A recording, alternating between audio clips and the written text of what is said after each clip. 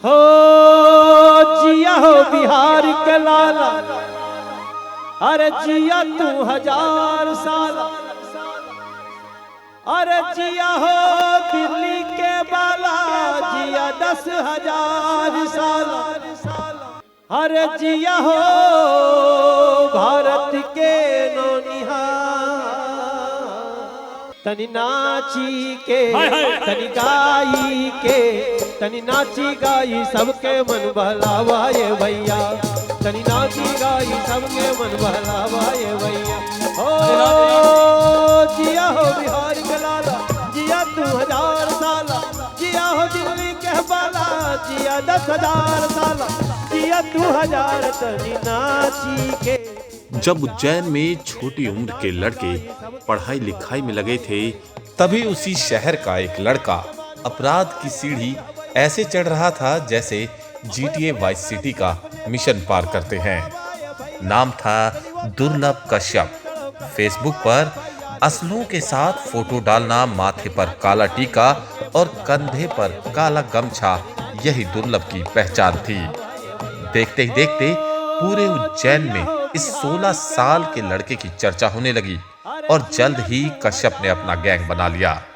फिर क्या, रोज पुलिस थानों में एक ही नाम के कई FIR दर्ज होने लगे। पुलिस भी हैरान थी कि महज 16 साल का लड़का इतना आतंक कैसे मचा सकता है। अब कहानी को शुरू से शुरू करते हैं।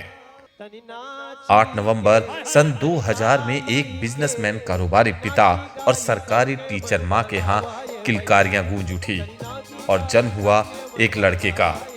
पिता ने नाम रखा दुर्लभ। उसका मानना था कि बड़े होकर उनका बेटा एक अच्छा और सबसे हटके कुछ नया करेगा।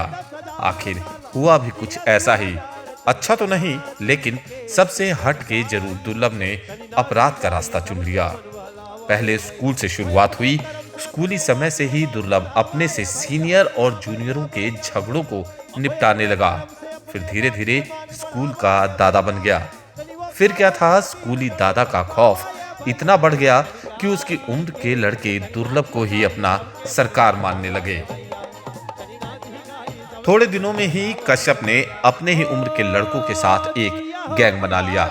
इस गैंग के लड़के कश्यप के कहने पर किसी को भी मौत के घाट उतारने को तैयार रहते थे।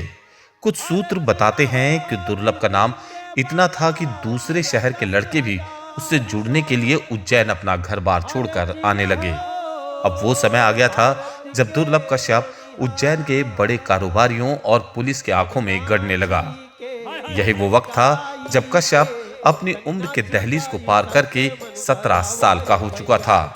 17 साल की उम्र तक पहुंचते पहुंचते उसके ऊपर तमाम आपराधिक मामले भी दर्ज होने की शुरुआत हो चुकी थी, जिनमें फिरौती, जान से मारने की धमकी जैसे संकीर्ण मुकदमे उज्जैन के कई थानों में दर्ज हो चुके थे। क्योंकि ये गैंग का मुख्य उद्देश्य ये था कि सार्वजनिक स्थान पे दहशत फैलाई जाए, इसलिए ये अपना एक विशेष पहनावा रखते थे कि ये जहाँ भी जाएं लोग इनकी बात मानें और इनके जो भी उद्देश्य हैं उसकी पूर्ति करें। इसलिए ये एक टीका लगाते थे, इसके साथ गले में काला गमछा पहनते थे और आंखों में काजल लगाते थे और सभी सदस्यों के लगभग लंबे बाल रखते थे जिससे पहचान में आए, और इसी पहनावे के साथ ये सभी क्षेत्र में घूमते थे और वहीं पर अपराध घटित करते थे। 18 साल की उम्र तक पहुंचते ही उस पर 9 मुकदमे दर्ज हो चुके थे।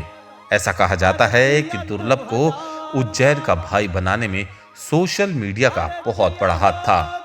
कश्यप ने अपने फेसबुक के अकाउंट के बायो में लिख रखा था कि वह कुख्यात बदमाश है, हत्यारा और अपराधी है।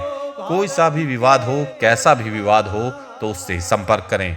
ऐसे तमाम पोस्ट के जरिए वो उसका गैंग लोगों को धमकाने का काम करने लगा। इनके द्वारा अपने सोशल मीडिया अकाउंट पर एडवर्टीजमेंट किया जाता था, स्टेटस डाला जाता था कि जिस भी व्यक्ति को कोई विवाद करना हो, हत्या करनी हो, तो इनसे संपर्क किया जाए। इनके पास एक पूरा गैंग है।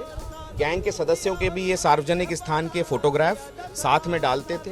साथ ही इनके पास जो हथियार हैं उसका भी प्रदर्शन करते हुए ये फेसबुक पे फोटोग्राफ डालते थे। इनके हथियारों को पुलिस ने बड़ी तादाद में जब्त किया है, जिसमें कई आग्नेय शस्त्र, चाकू और तलवार राउंड्स शामिल हैं। पुलिस द्वारा इनसे पूछताछ की जा रही है। अगर और भी कोई इनके मेंबर होंगे, पुलिस उनकी भी गिरफ्तारी करेगी। लेकिन कहते हैं ना कि अपराध की दुनिया ज्यादा बड़ी नहीं होती। जैसे ही उज्जैन पुलिस को इन पोस्ट के बारे में 27 अक्टूबर 2018 को पता चला, वैसे ही दुर्लभ और उसके गैंग के 23 लड़कों को गिरफ्तार कर पुलिस ने जेल भेज दिया। ये पहली बार था जब दुर्लभ कश्यप को जेल हुई। 1000 साल अरे जिया हो दिल्ली के बाला, जिया 10,000 साल अरे जिया हो। दुर्लभ कश्यप जब जेल में था तो उस वक्त उज्जैन के तत्कालीन एसपी सचिन अतुलकर ने उससे कहा था कि कश्यप, तूने कम उम्र में ज्यादा दुश्मनी पाल ली है, तू जेल में जब तक है तब तक जिंदा है, बाहर निकलेगा तो कोई ना कोई तुझे मार देगा। और बाद में एसपी साहब की भविष्यवाणी बिल्कुल सच साबित हुई। पिछले साल लॉकडाउन से पहले दुर्लभ जमानत पर छूटकर जेल से बाहर आया था और इंदौर में रहने लगा। जब लॉकडाउन खुला तो वो अपनी मां के पास उज्जैन वापस चला गया।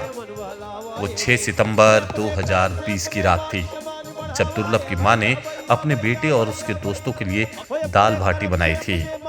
सबने साथ बैठकर खाना भी खाया।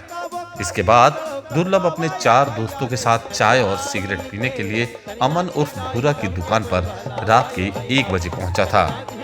रात के करीब 1:30 बजे थे। यहाँ पर दूसरे गैंग के शहनवाज, शादाब, इरफान, राजा, रमीज और उसके कई साथी भी उसी दुकान पर पहुंचे। पुरानी रंजिश की वजह से दोनों एक दूसरे को घूरने लगे और शहनवाज से दुर्लभ की कहासुनी हो गई। फिर क्या था, शहनवाज और उसके साथियों ने चाकुओं से कश्यप के ऊपर हमला कर दिया। दुर्लभ ने शहनवाज पर गोली चला दी जो उसके कंधे पर लगी और वो घायल हो गया। इसके बाद शहनवाज के साथी दुर्लभ और उसके दोस्तों पर टूट पड़े। दुर्लभ के साथ उसके 4 दोस्त थे, जबकि शहनवाज के साथियों की संख्या काफी ज्यादा थी। इन लोगों ने दुर्लभ पर चाकुओं से वार करना शुरू कर दिया। उसके दोस्त अपनी जान बचाकर भाग गए। कश्यप के दोस्त अभिषेक शर्मा का कहना था कि शादाब चाकू मार रहा था और चाय वाला भूरा कह रहा था कि शादाब भाई, इसे खत्म कर दो, जिंदा मत छोड़ना। दुर्लभ को 34 बार चाकू से गोदा गया था और मात्र 20 साल की उम्र में उसकी मौत हो गई। इस गैंगवार की खबर से पूरे उज्जैन की नींद खुल गई। हर चैनल पर बस कश्यप की खबरें चलने लगी थी। वो माँ जिसने कुछ समय पहले ही अपने जिस बेटे को खाना खिलाया था, थोड़ी ही देर बाद उसी बेटे की लाश की शिनाख्त करने के लिए उसे बुलाया गया। दुर्लभ की मौत के 7 महीने बाद उसकी माँ पद्मा ने भी इस दुनिया को अलविदा कह दिया। पिता मनोज कश्यप चाहते थे कि जिस राह पर उनका बेटा गया, कोई और युवा अपराध के उस रास्ते पर ना जाए। दुर्लभ हत्याकांड के मुख्य आरोपी की भी जेल में मौत हो गई। वो छत पर चढ़ा और वहां से औंधे मुंह नीचे कूद गया, जिससे उसके सिर में गहरी चोट आई। उपचार के लिए उसे तुरंत अस्पताल पहुंचाया गया, लेकिन उसकी जान नहीं बच सकी। तो ये थी हमारी आज की कुछ खास पेशकश।